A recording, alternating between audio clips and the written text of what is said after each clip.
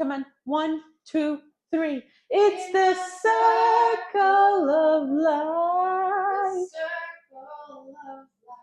Okay, she clearly has more training. Okay. I come from the streets. Hi, everyone. My name is Navi. Thank you so much for being here with me today. I just wanted to take a few minutes to talk about Mufasa, the Lion King live action movie. That came out in December. So I had been super excited to see it. Even though something happened, I just had to wait a little bit longer to see it. I was super excited to see it, but a little bummed that it wasn't a animation and it was a live action. Live actions, in my opinion, just at least lately have not been the best.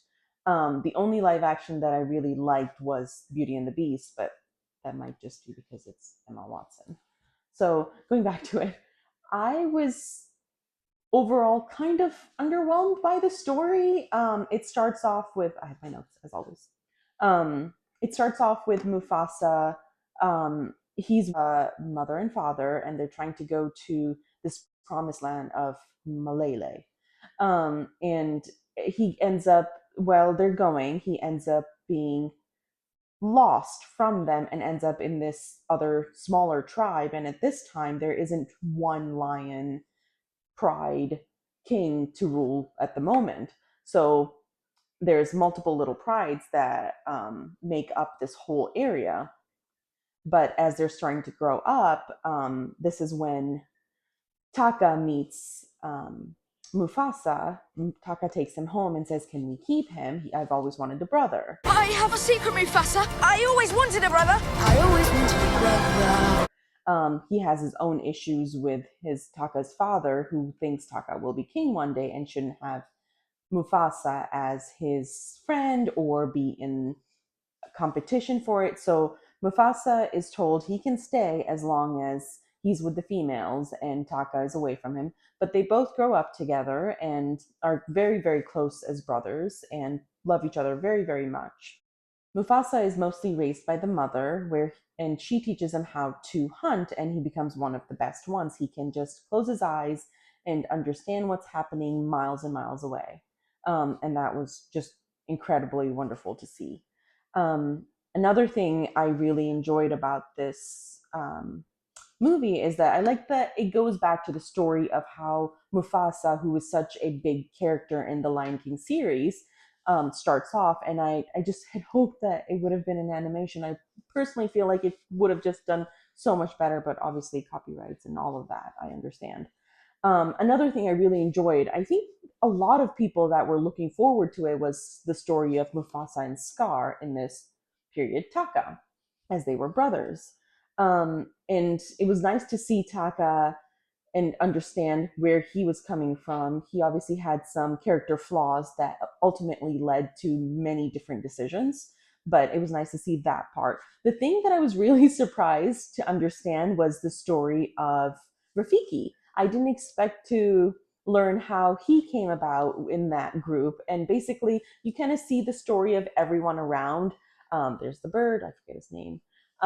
There is obviously Mufasa, Taka, Rafiki, and Sarabi. And it's really nice to be able to see all of their stories come together and how they all came together. So that was kind of a very pleasant surprise. Another thing I really liked was some of the cinematography. I do think was better than I expected. I don't like live action movies that are from like Disney. As I mentioned, the only one I've liked is the Beauty and the Beast. But I was surprised that I didn't hate the live action part as much as I disliked some other. One thing I disliked about the story was how much they flip flopped around on Taka. Initially, it starts off with Taka basically taking Mufasa home, saying that, "Can we keep him in our pride? He'll be great with us. He'll be wonderful. He's my brother. I've always wanted a brother." And I thought that was wonderful to see that side of the story. And then as they're growing up, he's still extremely fond of Mufasa, loves him very, very much, and also has that burden of how to deal with his father, who is very much against Mufasa and also has different expectations of him as well. Like he mentions deceit as just part of being a king. Obviously, so different kinds of ideas on how to be king and what to do. Not very close to how an honorable Mufasa is. Um, the other thing I really disliked was it felt more like a story of Taka rather than Mufasa. Um, Even though there was a lot of back and forth with Taka's emotions, he's a little upset with how things progress in in the movie because he feels like he gets scared in one of the attacks and just kind of runs away, which didn't seem very similar to his character. But again, I understand that. And then he comes back, and the mother's like, "You'll have your chances to redeem yourself. Your time will come. You'll be tested again. So don't worry. This isn't the end all be all." So I really enjoyed that. But then again, I feel like it was he betrays Mufasa again in this story just because he starts to like Sarabi and Sarabi likes Mufasa. It's a very teeny thing. And then Mufasa is like, "Well, no, I don't obviously like you, obviously." Meanwhile, he's just there like, "I'll protect you. I'll take care of you." I understand a little. I think the only thing that Mufasa could have done better as a character was that he could have just been honest. He shouldn't have lied to Sarabi. But then I don't know. There's this bro code that guys have, that maybe some felt that that was how it should have gone. At the end of the day, Sarabi figures it out. She's upset with Mufasa and Taka, but mostly Taka that he lied to her and she doesn't trust him at all. And Taka feels like he was set up, so he goes and betrays Mufasa to other things, and it was just a really back and forth between the story of Taka and his love for Mufasa. It's a very complicated thing. But at the end, there, he's like, "Don't forget about me. I am your brother. Call me by Scar, so I won't forget what I did." And then if that's supposed to be the beginning, and then you go to the Lion King animation one, and that's where it's supposed to start, or the live action one, and that's where it's supposed to start. It's still a lot of back and forth. He's a complicated character, um, but I still enjoyed him, and he had more character than Mufasa, the main character himself. He was just too kind of perfect to be intrigued by. The other thing that I wasn't really a huge fan of was the music. I was really surprised by how much I wasn't a huge fan of the music. The first Lion King has amazing music, so does the second one. Almost all of the other ones have great music, but this one just it felt wrong and rushed. Legitimately, one of the songs is "You Go Bye Bye." That's the lyrics, and it felt very shallow and not good at all. So take it for what it is. I wasn't a huge fan of that part either. There were definitely a lot more dislikes that I had, but maybe because I had higher expectations, that could be the reason. If you're coming up on a fresh, like you've never watched Lion King, it's a decent movie. It's not great, but it's decent. As far as the ratings for myself go, I rated the story as a 7 because I felt that it needed more attention, more detail. There could have been a little bit more to the story than just this one big villain. So, surprise, surprise, there's these white lions, one big white lion, and then there's like a herd of them that are trying to take over, and because they want one ruler. All of these lions have been kicked out of their pride because they didn't fit in for various reasons. And they're trying to take over to have this one big lion, and they've been fighting all other prides and taking over their territory. And they the son of this white lion ended up being killed by Mufasa when he attacked Mufasa's mother or foster mother. And he ends up wanting to hunt Mufasa throughout this whole land. And Mufasa and Sarabi and Taka are and Rafiki are running to Malele and trying to find this place and get away from these white lions. Eventually, they get there, and they have their own battle to figure out who is going to be this best king, this wonderful king of this wonderful place. So that's their own battle, and you can guess who the winner is.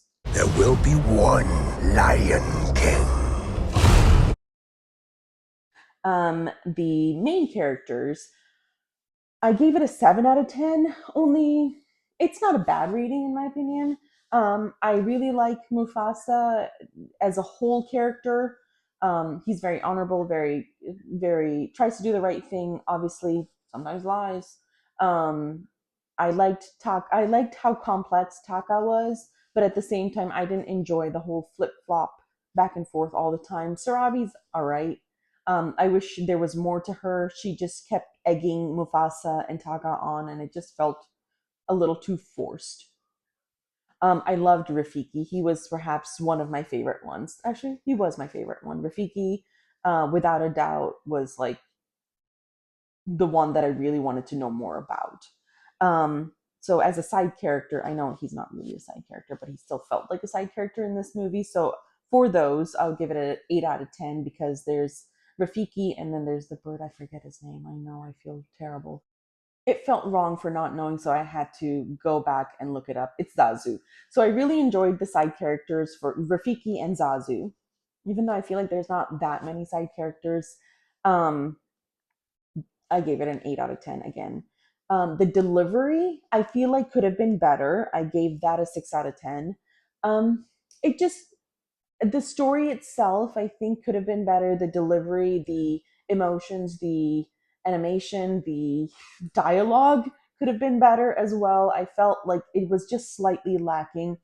The ending I also gave a 6 out of 10. It felt like it kept going back and forth. Mufasa and the whole group are running away and getting to Malele and trying to find this perfect group, this perfect place to live, and trying to unite everyone and not have one king. And then somehow Mufasa still ends up being the king because he's brought them all together and given them a common enemy, which are the white lions.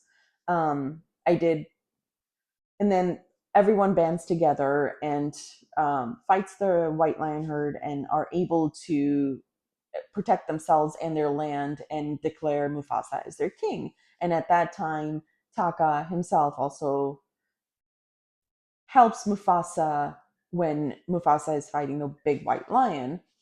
And Mufasa still at the end is like, I cannot forgive you, which I totally understand. It was a huge betrayal.